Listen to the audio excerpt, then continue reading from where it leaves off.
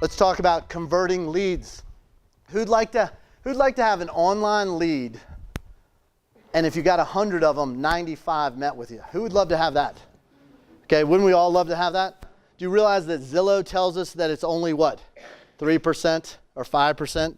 The industry average is probably around that. It's real poor around online leads. But look at this.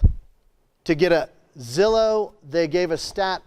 You can take, I'm 50-50 about Zillow. I don't care if you do it or love it or hate it. It doesn't matter. It is what it is. I can't worry about things I can't control. But Zillow found that when they talked and went back and looked at 500,000 leads. Is that a lot of leads? That's not a hunch. That's a fact. They found that when they got a 95% conversion from a lead to an appointment, they had 7 connections, which is a call and email and text, in how many days? Say it real loud. So turn to the person next to you and say, how's that compared to your lead follow-up? Okay? See, and we wonder why we make a great connection at an open house. And like, oh yeah, I'll call you Monday and let's catch up, and you got their name and information, and then they walked out the door, simply hit a button on their phone on Zillow, and what just happened? What just got unleashed? You just lost. See, I look at it like this. They're our competition. So if they're our competition, we better be following up a whole lot more. Would you agree? Okay? Who's read, there's a great book. I don't know if anybody's read it. It's called Timid Salespeople Have Skinny Kids. It's by Zig Ziglar. Anybody heard of Zig Ziglar? Great motivational speaker. Okay? Doesn't that title pretty much say it all right there? Timid salespeople have skinny kids. Like, the idea is if you're playing it cool, you're probably not going to be super successful or make a lot of money. Okay? So we've got to up our game around lead follow-up. Okay? Turn to the person next to you and say, you need to follow up more. All right? All right. All right. All right. So, because look at this. Here's really this is key. These are facts. 48% of agents quit after the what? Hey, who's new in the business less than a year? Guess what? They will not call you back. Everybody say that out loud. They will not call you back. Does everybody get that? You guys right now have messages from salespeople on your phone that you are not calling back, right? And you're sitting there like, well, why are they not calling me back? Because you're just like everybody else. Most agents quit after the first. 72% will quit after just the second. 88% will give up after the third. 90% of you all will not even make it to the fourth. And only 10% will do what? Make it to the what? Fifth.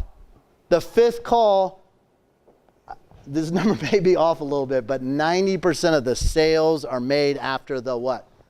Fifth contact. Turn to the person next to you and say, quit quitting so soon. Okay? They're not going to call you back. All right? And here's another thing. You need to leave compelling messages. Okay? We cannot do this crap anymore like, hey, what is your name? Hey, Stephanie, it's Jeff. Just checking in, seeing how you're doing, just following up. You know, I know you're busy, but when you get a chance, call me back about this house that I think I got for you, okay? Hey, call me when you get a chance. Is that a good message? Hey, Stephanie, call me back by 5 o'clock. I think I found the perfect home for you. Is there a little difference? Yeah. Little difference? There's urgency. We need to, and here's another thing. Don't leave the whole, dangle the carrot. Don't leave, well, I'm calling about this and blah, blah, blah, blah, and we go on and on. Have them call you back. We're in the communication connection business. Does that make sense? Here's a good thought to remember too. We're all in a texting world. Texting is great notification, but not communication. Does everybody get that? Has anybody ever tried to, like, you're trying to sell an idea or maybe something on an inspection, or you're trying, like, how, this is not going to come across good typing this, because you can't sell, you can't communicate by text. Texting is great for like, Todd, cool, let's meet for dinner at 7 o'clock. We got to realize that when we have those tough discussions and negotiating times that we don't do it by texting. Does that make sense? And here's another thought on this. I just read this the other day. There were 26 billion robocalls last year. Does Is that a lot? To U.S. citizens. That was double the amount the previous year. You need to recognize if your name's not in the phone, they ain't answered it. They are not. I've been here. I've had 3 calls already when I've been here. I'm like, voicemail, voicemail, don't even know who it is because their info's not in there. Do you think this changes our business a little bit? Okay? Because people are getting inundated.